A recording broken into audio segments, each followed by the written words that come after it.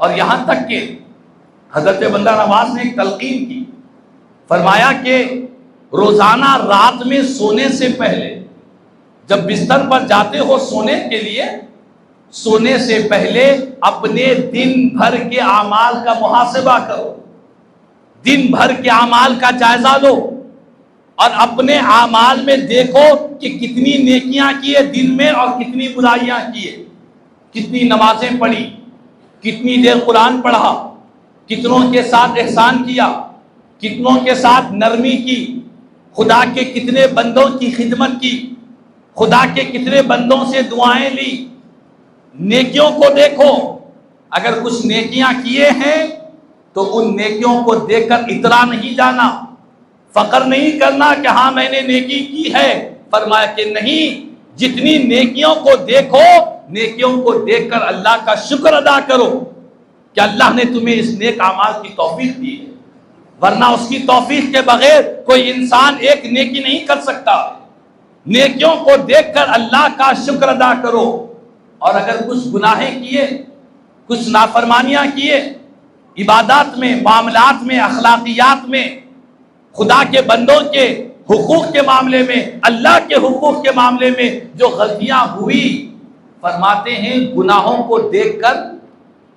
ایسا نہ سوچو کہ بعد میں اس کا دیکھیں گے، نیکسٹ ٹائم پر اچھے کام کریں گے۔ فرمایا کہ نہیں، جیسے ہی گناہوں پر نظر پڑے گی تو رات میں سونے سے پہلے ہی اپنے گناہوں سے توبہ کر کر سو جاؤ، معلوم نہیں اگلے دن کا سورج تمہیں نصیب ہوگا یا نہیں ہوگا، اگلے دن کا سورج کو تم دیکھ سکو گے یا نہیں دیکھ سکو گے۔ اسی لیے کہ سونے سے پہلے یہ دعا پڑھنے کا حکم دیا گیا ہم کو۔ کون سی دعا؟ اللہم بِاسمک اموت و احیا، اے اللہ تیرے ہی نام سے میں مرتا ہوں اور تیرے ہی نام سے زندہ ہوتا ہوں۔ یعنی سونے سے پہلے ہی انسان کو اموتو کا جو جملہ ہے، یہ جملہ انسان کو موت کی یاد دلاتا ہے۔ اموتو کے معنی میں مرتا ہوں، حالانکہ وہ سو رہا ہے،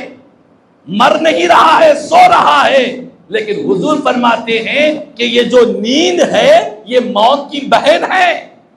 یہ موت کے قریب میں لے جانے والی چیز ہے۔ انسان سوتا ہے اس لیے صبح مجھے 10 بجے اٹھنا ہے،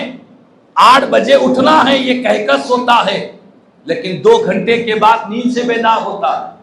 وقت گزر گیا اسے پتہ ہی نہیں چلا۔